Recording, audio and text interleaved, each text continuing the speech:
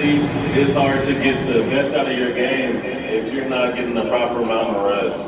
So for me, the sleep apnea thing was very important, and something that the Mets helped me take care of, and I appreciate them for that. There's a device I know you're talking about called a CPAP machine. What is that like? How do you sleep with that? And is it kind of cumbersome or is it comfortable somehow? Yeah, I feel like I'm an aviator pilot when I wear it. I toss it over my nose and mouth, and it blows air down my mouth and helps me sleep at night. This mic is really weird. Yeah, if you're not used to it, the feedback does take a little getting accustomed to. But you now seem fully accustomed to life as a big leaguer. And you've had times over the last couple of years when you might have questioned where it was going. What's been the turning point in your mind for getting you to where you've been this year to have the success that you've had? I think a lot of it goes back to those guys in the clubhouse in spring training. You know, they instilled a lot of belief in me, and that helps your mentality. And for me, if I'm in a clubhouse with guys who believe in me, it's going to bring out the best of me. So I appreciate Brody putting a great group of guys in the locker room, a great group of guys in the front office, and it definitely brought out the best player in me. Your turn now. Here's the panel. Let's go out to the audience and see who's got the first question. My name's Jack. I have a question for Brody about Anthony Kay's development this year and how his home runs are down and his walks are down and what he thinks about it. Anthony's been really an amazing story this year. This guy was a 2016 first-round draft pick. Had surgery right after he was drafted, so a lot of people forgot of him. He's a local kid, pitched at UConn, and now that he's healthy, he's got a full season under his belt, and he's taken off in AA this year. So he pitched great again last night, had 9 strikeouts, gave up no runs, and I think you're going to see him on his way to AAA here pretty quickly. So that's one more stop before he gets to Citi Field. Most of you know, by the way, and I shouldn't assume that you do, but he's from the same high school as Steven Matz, Ward Melville. Talking, but is it conceivable, Brody, assuming he does go from AA to AAA, that he still finds his way to Citi Field sometime this year? It's very possible. I think the strides that he's made so far this year have been incredible. Now, these guys saw him in spring training. He's got good stuff. He's got competitive spirit on the mound, and I think the goal now is to get him to AAA. The Major League Baseball is the same goal being used in AAA this year, and I think once he gets adjusted to that, we'll look forward to seeing him at some point this summer. We look forward to that. Can't have enough local guys playing for the Mets, right? Our next question comes from this aisle. So I normally would say my name is Peter, but I changed it to Pete. I have 2 questions for Brody. I want to just say that we recently moved to the shore, and I thought Tom's name was Pine Belt. All right. With that said, Brody, 2 questions. One is I have a son who would like to sit in your seat one day. So any advice you give will provide. And then second, this is a question I've always wanted to know, and thank you for coming here. The payroll is always discussed, and we as New Yorkers want it to be as high as possible.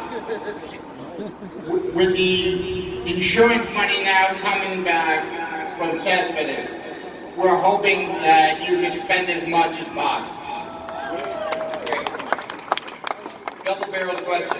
The first one is the advice to me as GM is be careful of the second question. I think payroll answers are always a little tricky, but I think for your son, you have to love the game first and foremost. I think these guys grew up playing it. I grew up playing it, and you have to have the desire to be at the ballpark every day. You never sleep. You never stop working. And I think you truly have to love the game and have this have this spirit where you say, I'm not going to lose. And I think these guys work hard every day, and what we've tried to do in the front office is bring the same level of commitment back to them. And so as your son looks at the game, know the players, understand what they go through, have sympathy for what they go through, realize they're human beings, and try to create an environment that the players have the ability to be the best they can be. I'm sorry. Payroll question is, a lot of people talk about payrolls. You mentioned Cespedes, we've got David Wright. Sometimes players get hurt, and that doesn't mean that the dollars don't get allocated. But our payroll right now is one of the top 5, 6 in baseball, and we're going to keep trying to push it. And what this ownership has done for me is allow us to put extra money into the team. And as you've seen some of the veterans that have come in here, we're going to keep trying to do that and give this fan base a team that can win not only this year, but years to come. All right, great. Where are we going for our next player? We go on the aisle back this way. Hi, my name's Matt. The question is for Jeff. Are you aware that Buddy Harrelhausen used to use the same type bat as you? No, I'm not aware of that. I don't know. A lot of you guys probably know. He's definitely an interesting bat. I've got no knob on it, but I've been using it for 3 years and it feels really good in my hands, and hopefully the hits keep coming. Speaking of Buddy Harrelson, he's going to be back in the ballpark in a few weeks when we honor the 1969 World Champions. I'm sure you'll all be here because that is going to be one special week. All right, we have a question right here. I'm Kathy from Torrington, Connecticut. This question is for Brody. Brody, I work in Hartford, and I go see the Rumble Ponies every opportunity that they're at Hartford, except this weekend. I don't claim to be a major league scout, but it's concerning to me the lack of outfield depth in this organization. With the trade of Gerald Kelly, what's your plan for building outfield depth in this organization for the longer term? Great question. I think as you look at the outfield depth, a lot of it's here in the big leagues. You guys sitting next to me here, the guy at the end, both of these guys didn't come up through the system as outfielders, but we asked them to make a transition. We took some of our best young players, challenged them with playing out in left field. You may see these guys get some work at other outfield positions as we go forward as well. And these guys are both going to be here for a long time. Some of the other depth, give them some credit. They've done a great job at the outfield. And I think the other part about the depth is we recognize some of the lack of upper level talent to be ready for the big leagues here within our farm system. So that's why we signed Carlos Gomez, who's here. That's why we have Rajai Davis, who you saw hit a big home run. That's why we went out and got Aaron Altera, who hit a big home run here and picked us up for a couple of days. Brandon Nimmo, as you all know, is going to be hopefully coming back soon. And Michael Conforto is going to be here for a long time as well. So I think in the near term, we've got a pretty good outfit. Let me throw one other name in there because you signed Matt Kemp recently. How's he doing as he trying to readjust to AAA? He's doing okay. I think physically he had a pretty significant time off. He suffered an injury. We're still trying to get him back into game shape, and we'll see how he progresses here in the coming days. All right. Which side are we going to now? We got a young fan over here. Speak nice and loud, okay? My name is Jack, and this is for all the players. When you were little, did you play baseball or did you play other sports? So I played a lot of different sports. I played baseball, I played volleyball, I played basketball and soccer. So kind of my advice to younger players, play as many sports as you can, be as light as possible. And when you have to choose a sport, go with your best sport. Yeah, well said. For me, it was soccer, basketball, football, and baseball. And Todd will tell you about all of those. about how good you guys in all of the sports too. See me afterwards, big guy. We'll have a good little chat. We'll go to McDonald's too. We'll be hungry. Yeah, I played soccer, football, lacrosse, basketball, and baseball. I mean, my best advice to a youngster, play them all. Find out where your heart is and just follow your passion. When I was younger, I played basketball and baseball. At the age of 7, I quit basketball and I just stuck with baseball. I think this is a question for any of you players who want to answer it, but you've touched on an important thing because, especially with the abundance, seemingly overabundance of, with pitchers particularly, say Tommy John surgeries and other injuries, I've heard from a lot of players that they feel that it's important when you're young to play as many sports as possible so that you're not overworking one particular part of your body that you might use in any given sport. Do you all agree with that? Yeah, most definitely. I mean, baseball, you feel the ground ball in a different way. It's not always going to be right in front of you. For me, playing, I got 4 seasons here in Jersey, so can't play baseball year round. I feel you're going to have to figure it out. And I think these other sports help you. You know, your body gets torqued one way or another. How do you get out of the way of a fastball coming at you, you know? Or it's just like football, a guy's coming to hit you, you got to move. So I think that helps you significantly. Tie something back to what you said earlier. You know, these 4 guys have fun playing the game every day. Youth sports has gotten away from the fun of sports. Enjoy it. Play different sports, but make sure you have fun doing it. Sports isn't supposed to be work. Now we've got time for 2 or 3 more questions here. Let's go right up the middle here. Hi, my name is Matthew, and this question is for Pete. Obviously, there's a lot of speculation going around that you could be a home run derby participant, or you could be a Rookie of the Year winner. How do you play with that in your head? Do you use it to motivate you, or do you block it out? Absolutely, it's a motivation every single day. The home run derby is something I've wanted to do since I was a little kid, and to be able to have that opportunity it'd be awesome. I'd love to represent the Mets in that, and I just want to keep continuing to play well every single day, working hard, and getting W's for you guys.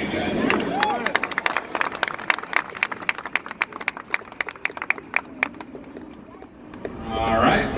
Question over here. Hi, my name is Marty, and this is a question for Dominic. I just want to say that bunting to beat the shift is brilliant. So I just want to know how you decide to do that. Yeah, my first experience in the big leagues, that was the first time I got shifted. So I didn't know how to really beat it. So I took a lot of thinking this offseason. I talked over with the coaches and the front office and even my teammates. And we wanted to make it a point to lay down a lot of bunts this year, especially if the other teams are giving it to us. We can push the line, get the next man up. That's our mentality, our approach, because we believe in everybody in our lineup. So we feel like the next guy up is just as good as whoever did it in the moment. I believe this is going to be our last question, Herb. We have 2 more? Okay, good. Hello, so my name is Brandon, and when the Mets win, do you guys celebrate? Every game. We play that loud music in the locker room. We got a good time. Yeah, of course. Every win is worth celebrating. You got to see Pete dance after the game. It's not good. not good at all. So we'll take the wins, but Pete dancing, we have to slow that down. Is there video? There will be. There might be some clippage coming out soon. Beware. By the way, who is in charge of the post-game music? Dom Smith. And sometimes that suspect is that music. We gotta work on that. Okay, this is going to have to be our last question. And it is coming. Oh, wait. Okay. This young fellow right in the corner. One, this is for Pete. You're my favorite player. Who's your favorite player when you were a kid? Mike Piazza. Have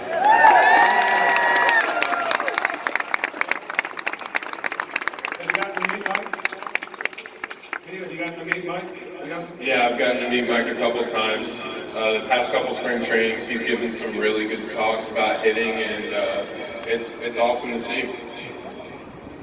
Do we have time for that one more? We had lined up? Okay, very good. I don't want to disappoint anybody. So let's go. Speaking of Mike Piazza, unless that's a Jack Deloro jersey, I'm assuming that 31 is for Piazza. You're right. Okay. Gary Hedler here. I'm from Rockland County. First time, long time. I got a hard-hitting question that Todd touched upon earlier. So breakfast, as we know, is the most important meal of the day. And starting with Howie, what would you get in your breakfast omelet? What do I usually get in a breakfast omelet? Ham, cheese, tomato, spinach, mushroom. Just for everybody. Todd touched on it. I'm a sausage muffin with egg guy. I'm not an omelet guy. I'll do sausage ham, no cheese. I don't like cheese. But he likes pizza, which is weird. I'm weird. I'm not an omelet guy either, but put some pork roll in my omelet. Some Taylor ham, whatever you call it, I don't care. I'm not an omelet guy. I like my eggs over easy. I'll have it with a side of chorizo. I put spinach, tomatoes, tofu. No, I'm just playing. I don't know. No, I put spinach, tomatoes, avocado, and a little bacon. Well, thank you, Dominic Smith, for restoring law and order. That's not like omelets. Who doesn't like omelets? Somebody else has their hand raised. Can we get to one more? Do we have time for one last one or no? We're done? The microphones automatically shut off at a certain time. I think they've stopped working. And yeah, see? And besides, these guys have to go to work, as you well know. So first, let's thank everybody.